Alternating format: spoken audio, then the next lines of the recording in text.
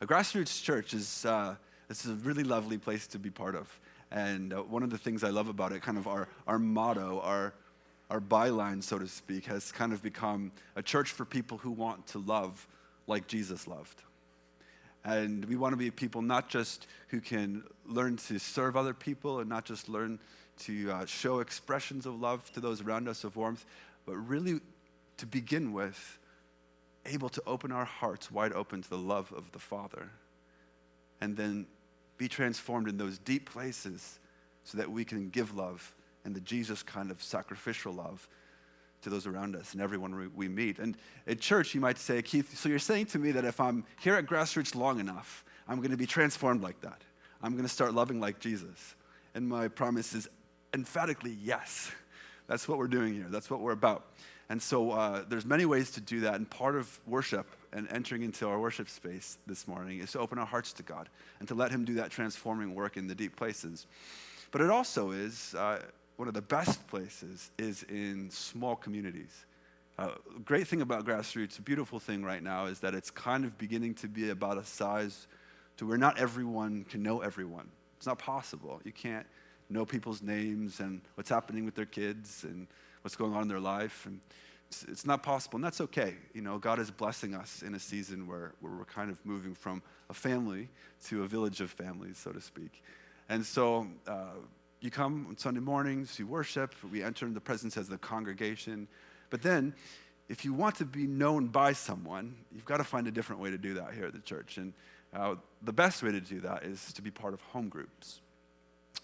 And to me, in my experience, home groups are the best way to get this love muscle going, because, you know, in life we can relate with friends, we can connect with people who are like and that we agree with. But in home groups, you're put together with a group of people that you wouldn't necessarily choose to be with, but who are your spiritual family, your community. And when we're in those relationships where we're opening ourselves up over a season to people who we may not choose to be with on our own, something happens and we begin to learn to love a little more selflessly. We get our edges rubbed up against each other, and we have to forgive each other, and we have to really open our eyes to listen to what every person's story is, because every person is overcoming something.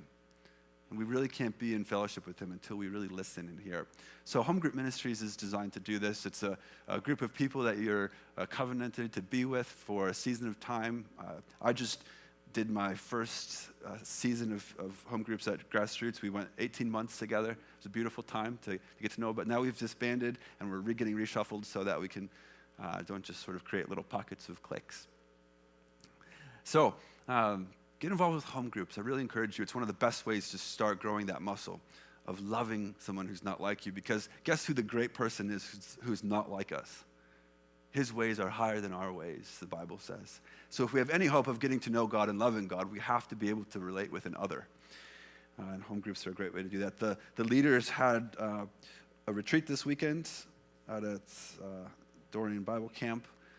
This is last year's retreat. We don't have a fresh picture yet. But these are the home group leaders who are together designing the ministry, moving it forward, and encouraging this lovely thing called small groupings of Christians and seekers of God together. So if you're interested in this, if you want to get involved with this, the best way to do that is to come to the Discover Home Groups Dessert Night. October 3rd, a couple Thursdays from now, will there be a chocolate fountain this time? Am I promising too much? There'll be some dessert here for you, and it's just a chance for you to come, explore, ask questions, see what it's about, and then the leaders will be able to shuffle you into a grouping of people. If you don't or aren't able to make it to that night, you can still get involved. Best way to do that, you'll see in the seat back in front of you there's like a I'm new to Grassroots card. You can use that for home groups as well. Just there's some at the booth back there as well. Just sign your name to that and give it to the booth person back there, and we'll contact you and remind you that that's coming up. Also, we have our Discover Grassroots card out and available. That's at the info piano and at the booth back there, and it's got all the important dates of the things that you might want to get involved in to get the most out of the community. So, a community of people after Jesus' selfless love. And this is a season in which we're going to be exploring direct on some of our heartbeat here at Grassroots. I began last week into a small series, 4-week series on looking at the love of the Master. What is Jesus' love like? And how is that different than the love which we encounter in the world around us? And you might be asking the question, it would be a fair question to ask, why are we going to explore love anyway? Isn't that straightforward? Don't we all know what love is? Aren't we all in this search after this thing called love? Does it go without saying? It's kind of a treasure that a lucky few can achieve and find, and the rest of us are kind of in our long hope after it. But part of the reason why I think it's worth a season to think about love is because, as it is, if you don't know this, our culture today is dictating and setting the terms of engagement for this word. And it's so different than what the Christian word means. I don't know. I mentioned last week that I had maybe watched once or twice this thing called Days of Our Lives. Show of hands, Days of Our Lives fans, don't be shy. All right, I got one honest person back there. I haven't seen it in a while, but I grew up on this show. Like, my mom would say, all right, we have lunch. It's before elementary age. She'd sit me in front of a TV, and Bo and Hope and Bobby and Billy and John and Marlena. See, I can do this. These were my role models growing up. And needless to say, when I got of dating age, that was quite a train wreck. But our culture, it's in our face. We're in the grocery stores. We see coupling happening on the magazines as we go through the aisles. We watch TV shows. We watch commercials. It's about coupling and the happiness found there. Our culture is dictating for us what this word should mean. And let me suggest today that what it's doing is filling our heads with lies. So what's the search for love? What is it telling us? It's the search for happiness. Search for love is the search for a soulmate. Search for love is to find someone who completes me. The search for love is finally to feel wanted. And you see that the common theme, I think, through all of those ideas is this search, as if love is somehow external to us, and if we could just find our way to it like it's on a treasure map somewhere, we could finally achieve what the whole point of life is. But this vision of this kind of love is so different than what the scriptures give us. I mean, just in this one little passage, remember, Jesus is teaching here in the Gospel of John talks about it. No one has experienced a greater love than this. Someone putting his life on the line for a friend. And you see, there's nothing about searching there. It's not a search. It's not something external that we have to go and find. We're in a different universe of ideas. This is also not erotic romance language, is it? It's friendship language. This is line for a friend, philos, the Greek word philos. It has nothing to do with romance. It has to do with friendship. Focus isn't on being completed, on feeling wanted. We're not even in the same solar system of ideas, are we?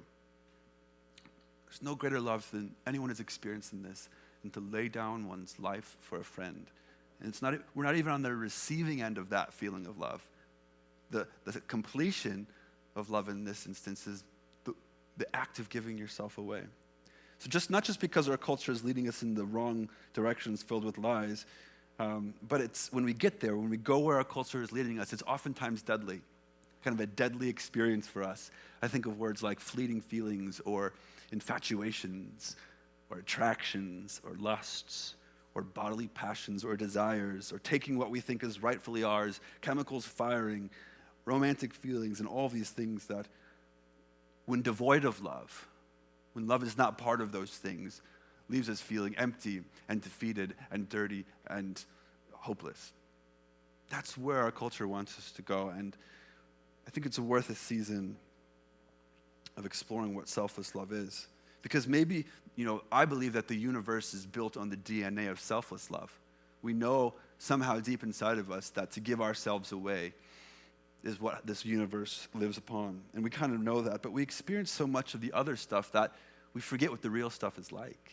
We feel that true love should lead us to adoration of God, not suspicion. And oftentimes we can feel suspicious of God. And can we make the connection between so many people in our lives loving us impurely, using us, abusing us, and we project that on what God may be about. And instead of adoring God, we come to be suspicious of him. And instead of trusting one another and opening ourselves up to true love, as one Christian writer put it, we are free to give real love. So to discover true peace, true intimacy, true connection, that which lasts with God and others, true love moves in a completely different direction than where our culture is leading us. So over the course of this year coming up, this is a kind of a year type of time frame, I'm going to be unpacking this for us a little bit through different kind of mini-series. So we're starting here on Jesus' love so we can refresh our memory. What is his love about? And then we're going to talk about relationships next, how relationships work and don't work based upon this principle. We're going to talk about marriages in the new year. We're going to talk about parenting, and not just loving kids, but loving parents who have, you adults who have parents, loving parents. We're going to talk about all of this when it comes down to some really practical ideas. But what we're looking for is this true peace and intimacy that our Master is showing us. Last week I opened this up with remembering how Jesus fed 5,000 people while he was running on empty, while he was grieving and exhausted, and he performed one of his most famous miracles while he was at one of the most emotionally low points of his whole ministry.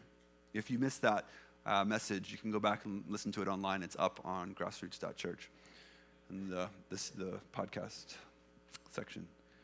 He's in emotionally lowest points, but here we find him with no bitterness, no begrudging, having to help exhausted and hurting and lonely people who are coming after him in this low time.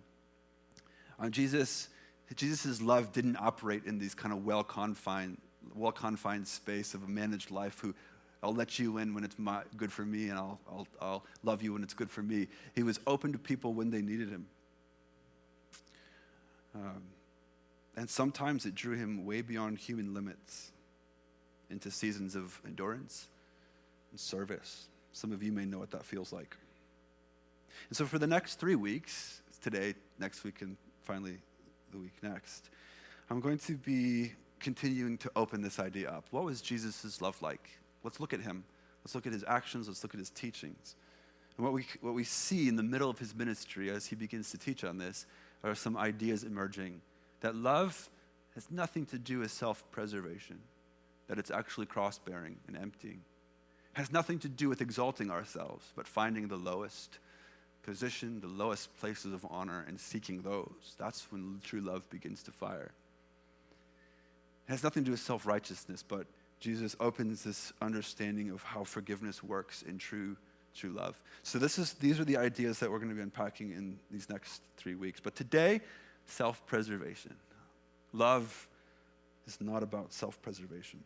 And to get into this idea, we have to remember, once again, situate ourselves into the middle of Jesus' ministry. What's happening to him? What's going on in his life? He's gathering a crowd. He's doing so many amazing, powerful teachings and has done so many amazing healings that people are starting to catch drift of this guy, and they're starting to follow, and crowds are starting to gather in great proportions.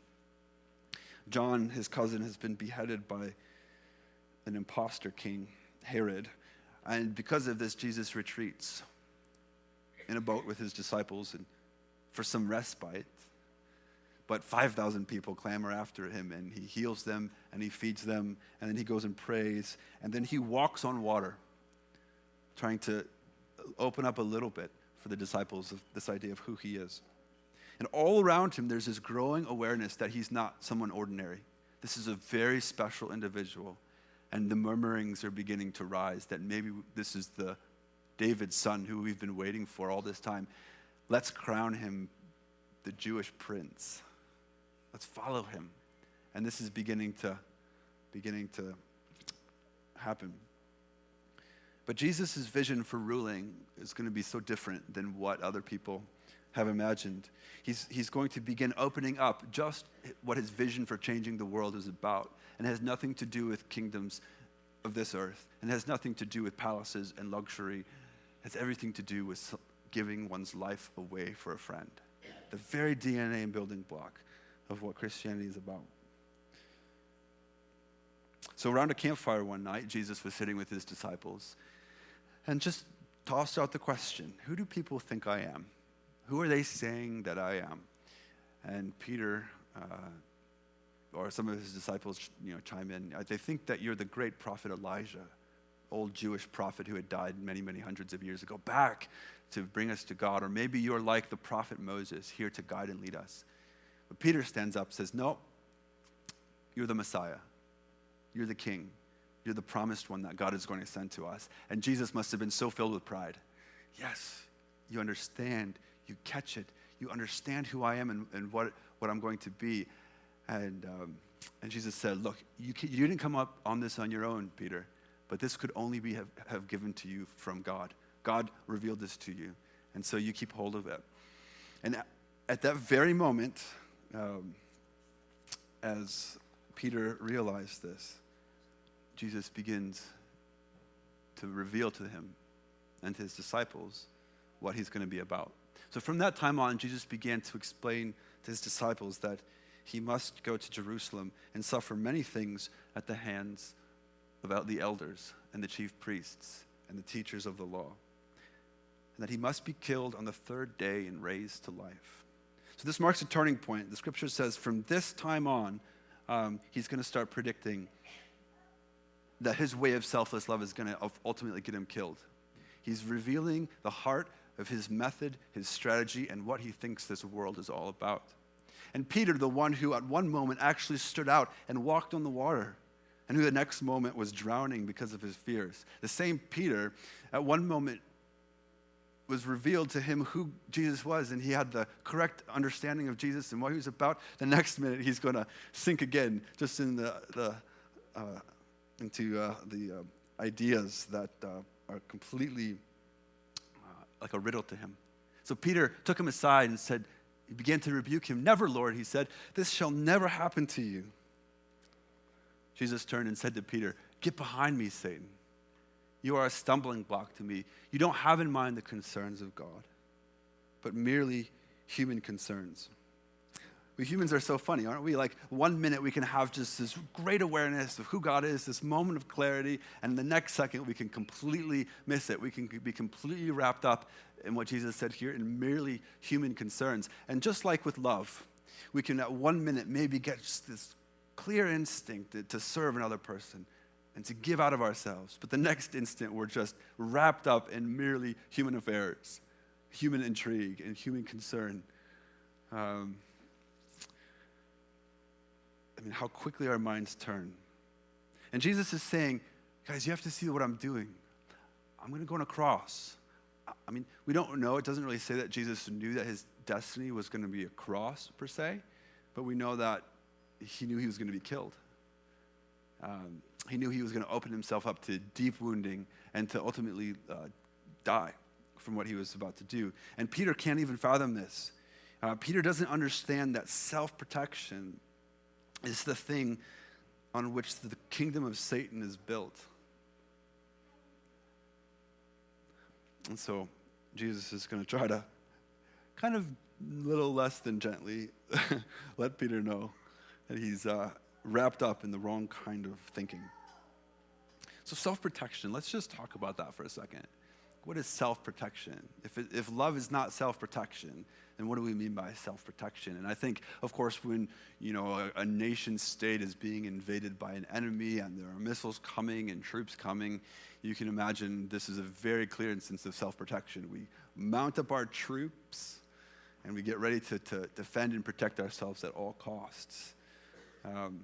But I think, if that's the extreme kind of helping us understand self-protection, we also have to begin to see it playing out in our everyday lives. So, like, what happens when we make a mistake? It's a little mistake. No one really knows about it, and I kind of can gloss over it. Isn't that kind of a pattern of self-protection? I'm going to protect my reputation from something I've done. What about sort of like in a relationship when someone really wounds us, when someone really hurts us, And you know what that happened? What happens to human beings? Our hearts start to close off. We're not as open. We're not as hopeful as we once were.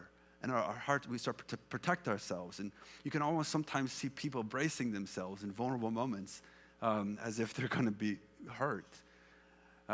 We do this all the time. Self-protection is our default when it comes to our posture. But psychologists know, and if you read up into self-protection, that if we do this too much, then we start to self-sabotage. We start to close ourselves off from the good things in the world. We start to close ourselves off from tenderness and affection and all of the good things in the world which are meant to come into us. And phobias and anxieties and self-defeating patterns can kind of arise when we've got self-protection going on. And I guess what I'm saying is at the gut level, human beings are self-protective. We do all sorts of things to be self-protective. But Jesus is saying to Peter, and he's saying to us, that my way of life moves in a completely different gut level direction. Can we gut level learn not to self-protect? And so Peter, he gravitates in the wrong direction, showing us just how much self-protection is at the core of his heart.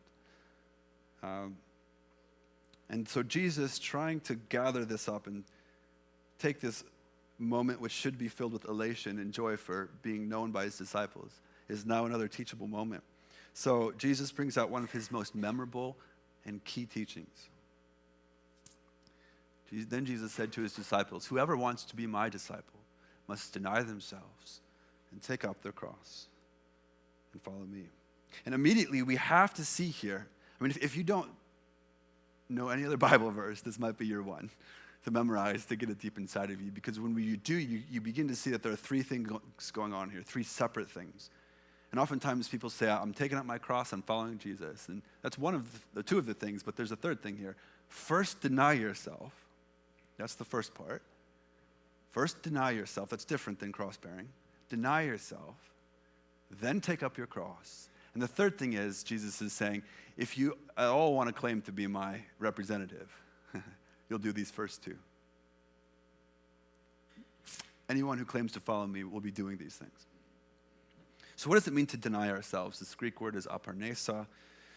What does it mean? How is it different than cross-bearing? And what do we do with the wisdom of self-care? Okay, I'm going to open this one up here for us today. What do we do with the wisdom of self-care? We know that burnout is bad, right? And self-care is a good thing. We have limits as humans, but so far Jesus' ethic is trying, or it seems like he's telling us to transcend those limits. We know self-depletion and self-denial are kind of different things.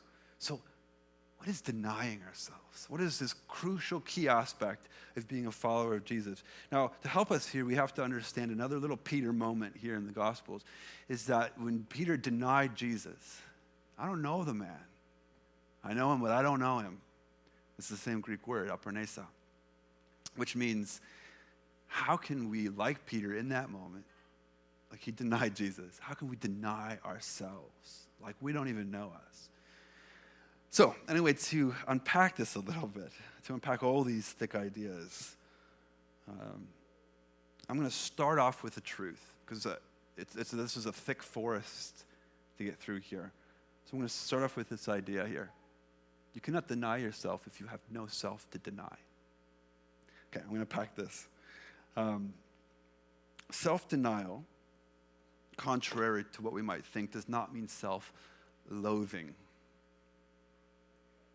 It does not mean self-loathing. As if Jesus was saying your desires and your dreams and the way God made you and the way he puts you together are worthless. It's true we are weak, but we're not worthless. Okay? It's true we're limited, but we are set a little above the angels in our estimation in this creation. With our creativity and our imaginations and our dreams and our hopes. And let me tell you that denying yourself is not to put that stuff down. It's not what that means. Christianity does involve self-care, it does involve self-discovery, but those aren't the ends of themselves. So here, to unpack this a little more, the way that you see this playing out in any place more than others is in relationships. And we talk about the word codependency. Which means that in a relationship, There are dynamics of power that are going on, and one person or both people are looking away from what's really going on to preserve some sort of status quo, to preserve the peace, right? These are oftentimes unbearable dynamics in relationships.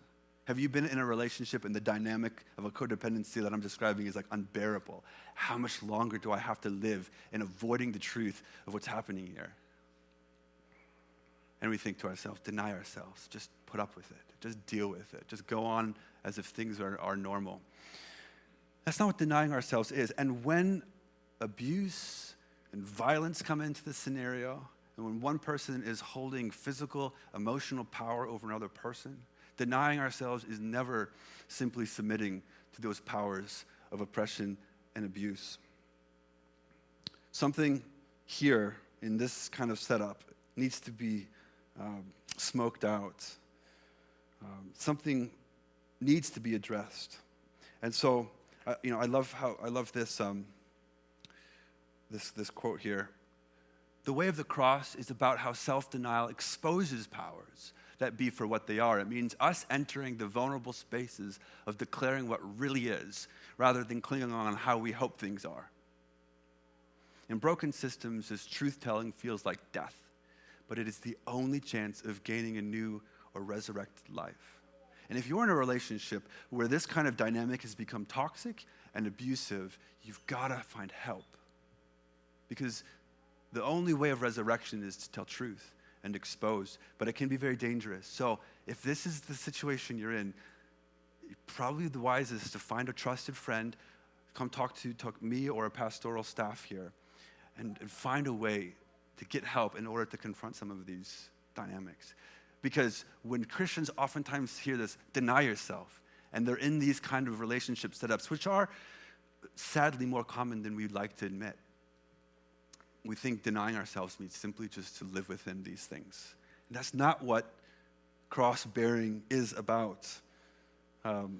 Denying yourself and taking up your cross sometimes maybe keeping your mouth shut to bear someone else's brokenness. But when there's abuse there, we've got to tell the truth and we've got to expose these powers. I love this. The quote goes on. The cross is not the way of self-depreciation. It doesn't tell us that we deserve nothing good or beat down the human heart as unlovable or unworthy. But it does ask us to be honest about where real life is found and where artificial life has been manufactured as coping mechanisms to distract us from finding that real life. And here we go, this heart of it. Through weakness, powerless, and death, grow victory, strength, and life. Like this is what denying ourselves and cross-bearing is about. But so many people are out of touch with who they are, what they love, what they dream about, what their aspirations are. So many marginalized people, so many people broken and pushed down by systems are told, well, okay, your identity has been taken away from you, but you should just deny that and deny yourself. This is not what denying ourselves is about. Denying ourselves is actually ultimately, it usually comes from a position of strength, not weakness. So, but here's where I tell you this. Christian life does involve self-discovery. It does involve speaking truth. It does involve self-care.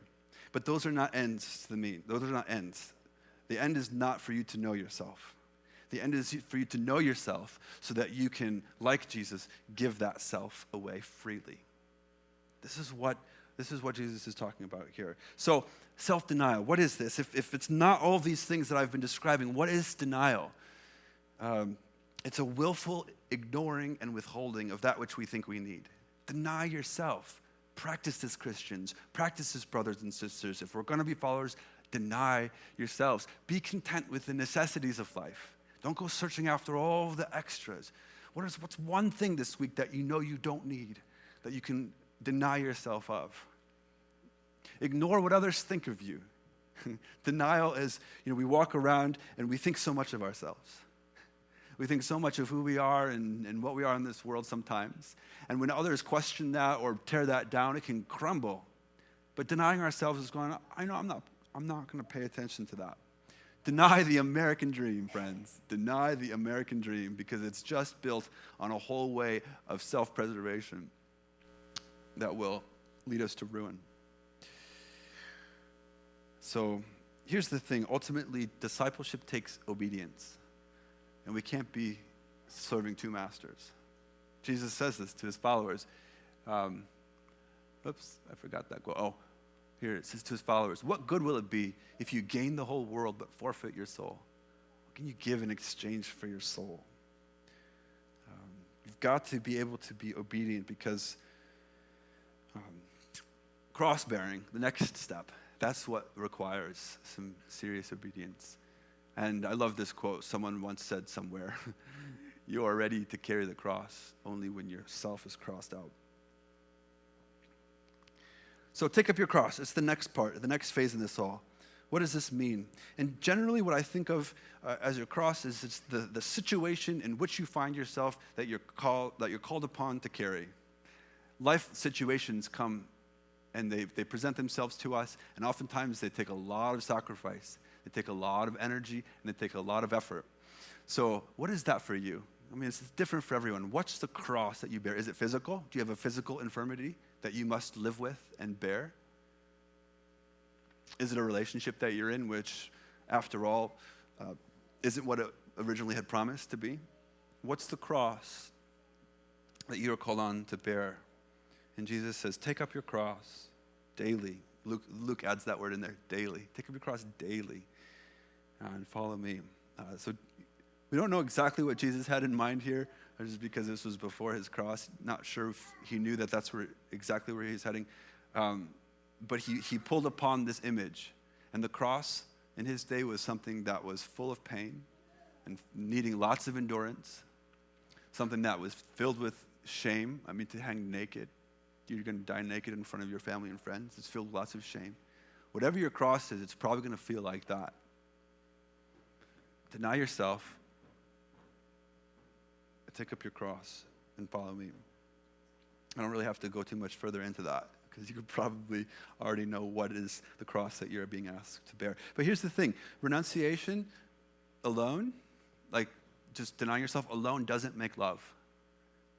It doesn't, you think of a situation in which someone is they're just withholding all the things which they need, and they're just so bitter about it. They're so angry, and they're just like, I'm always serving other people, and they're just bitter and angry about that. And that's not the way the scripture talks about love. It talks about love being given freely and openly. And also, cross-bearing doesn't equal love in its own right. We've got a lot of crosses we can go through. A lot of things we bear and are asked to bear in this life. But a lot of people who are carrying a cross and are kind of vile about it. I say to Eve sometimes, I've seen Christian organizations that are kind of like turned in against itself. And it's like a bunch of people hanging on their crosses yelling at each other. You know that image? It's so painful. I hate this. That's your fault. That's not a happy place to be. Self-renunciation, cross-bearing does not equal love. But renouncing yourself, taking up your cross, and following Jesus, there's the key element. If you put all three of those things together, love begins to brew. The Apostle Paul put it this way, I have been crucified with Christ, and I no longer live, but Christ lives within me. I love this because we know here Paul's not talking about physical martyrdom, because that's one way to be crucified, but he's talking about, I have already done this. Paul's saying, in the past, I have been crucified. This is a lifestyle, a daily thing that he goes through. I've been crucified with Christ, and there's the renunciation. I no longer live. There's the second piece, and here's the third piece, but Christ lives in me. And we know that Christ lives in us when our renunciation and our suffering become something that delights us deeply. This is the hard edge of the teaching. When all of a sudden that the focus of our life is not on the pain. Our eyes are not fixed on how hard it is. I love this. One person said, denying your own needs isn't to be more attentive to other people's needs. That's not Christianity. Denying your own needs, not to be more attentive to other people's needs, but to be more attentive to what God is asking of you. And when we do that, when we take our eyes off of all the people who are getting what we're not, and all the people whose life is beginning to live because we've poured out our lifeblood to them. We have our eyes fixed on Jesus and recognize this is what God is asking of me. And a peace washes over us, an awareness that what the universe has asked of me, or what God has asked of me, I'm bearing with him. I'm no longer living, but he is living within me. So Jesus, when he teaches these things, he teaches about this everywhere. Whoever wants to save their life will lose it, but whoever loses their life for me will find it. Unless a kernel of wheat, and he brings us this beautiful imagery from creation. This is the universal DNA kind of principle happening here. Unless a kernel of wheat falls to the ground and dies, it remains only a single seed. But if it dies, it will produce many seeds. Those who love their life will lose it, while those who hate their life in this world will keep it for eternal life. And here's where I tell you, if you've struggled with this language, Jesus is not saying hate in the way that we think of it. Like I loathe, again, it's not loathing your life, but you treat your life as if others are more important than you. And this is a universal principle, and we live within it as Christians. It's the only way for us, and it's the heartbeat of selfless love that we talk about.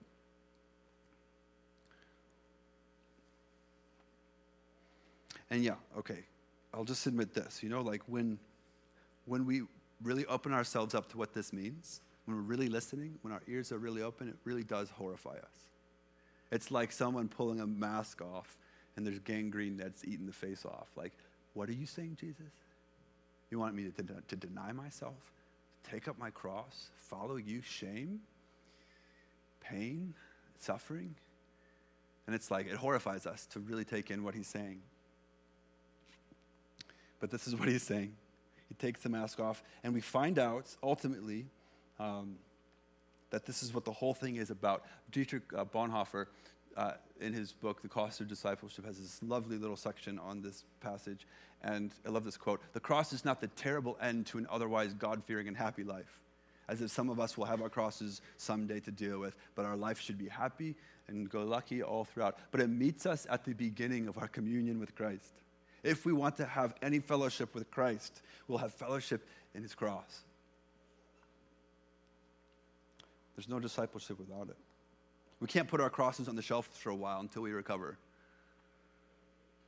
That's not how Christianity works. We do need Sabbath, we do need restoration, we do need rest. But the very thing which is causing you to say, "This is my cross," is the very thing which Jesus is saying, "Follow me, take it up." Life and true love, true intimacy, true peace is on that pathway, not the other. So what? So what do we do with this? I'm going to talk a little bit more and continue to open up this idea of selfless love and really what it means for us as Christians and how we become to embrace it. But what do you do? I would suggest if you don't know what to do from this message, one thing you can do is go home and read Matthew 14 through 17. This is where this teaching is found, and you get the whole narrative through there of what Jesus is talking about. But journal. I'm inviting you to become people who journal, because really it's the only way to cross bear that I know of. What is the cross that I'm called to bear in my life? What does it mean to fix my eyes upon Jesus? I mean, think about those things. What is the cross that you've been bearing, and what does it look like in the midst of it when it's not going away, to fix your eyes on Jesus and let him live in you in the process, which is the key to it all? What might that mean for you? So do some journaling. You could even do it this afternoon. And come back next week for some more of this good news. It's good news, friends. If we listen, if we live into it, this is the only way to life. And ultimately, we end kind of where we began here with the resurrection. Jesus said, from that time on, he began to teach his disciples that I must go to Jerusalem, be rejected by the elders, and I must die. But it doesn't end there. So that I might rise to life again. We end with resurrection. This whole thing is about how life really works, how it really lives, and not just gets destroyed in the end. And this isn't just about, I believe, our physical life, our eternal life, how someday we'll be resurrected, but this is daily, an everyday thing. What in your life needs resurrection? Is it a dream that you had that just never came true? Is it a relationship that needs life support? Is it the aspirations or the faith that you once had that's died? How can that live again? It's only way, through the way of the cross, not through self-preservation. Has your confidence died? Has your deep feelings for another person died? The way isn't through self-preservation. The way is through the cross. That's what Jesus is teaching us. There's only one way to resurrection, and that's selfless love. There's only one way to the resurrection, and that's selfless love. So I'm not sure what's hitting you today, friends. I'm not sure. This is like Jesus' hard teachings, and when he taught it, people left. It's hard. It's not easy, but we discovered that the treasure is here. So I'm not sure what's hitting you or what this means for you today or this week or how you go about living your life, but I guarantee something's happening inside of you. I believe God is here stirring. You may remember nothing I've said today, but you may remember something that's starting to stick with you. So I invite you to think about that. In the next couple songs that we have to sing, it's a time to respond to God. What we do is we take what he's been given to us in this time and we lift it up to him. We offer it back over as our prayer and trusting that he will continue to work out the things which he's begun in us today. So as we do so, one of the best ways that I know to take this message in is through this physical symbol that Jesus offered to us. On the night he was betrayed, he washed his disciples' feet. He said, I give myself freely to you.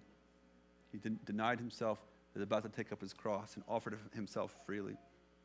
He said, this is such a hard way and such a counterintuitive way, and the world's going to push you in the complete other direction. When you gather and do this, remember that this is my body broken for you. This is my blood shed for you. This is the way that I'm calling you to live in. And so we do this as thick as we may be of understanding this way. We take the bread in, dip it in the juice, and we eat it. And we take it and digest it inside of ourselves as a prayer almost to say, God, we don't always love your way, but your way is the way. So we open ourselves to you. So whatever prayer you have in your heart, whatever you're left with today, I invite you forward. The table is set, and everyone here is welcome.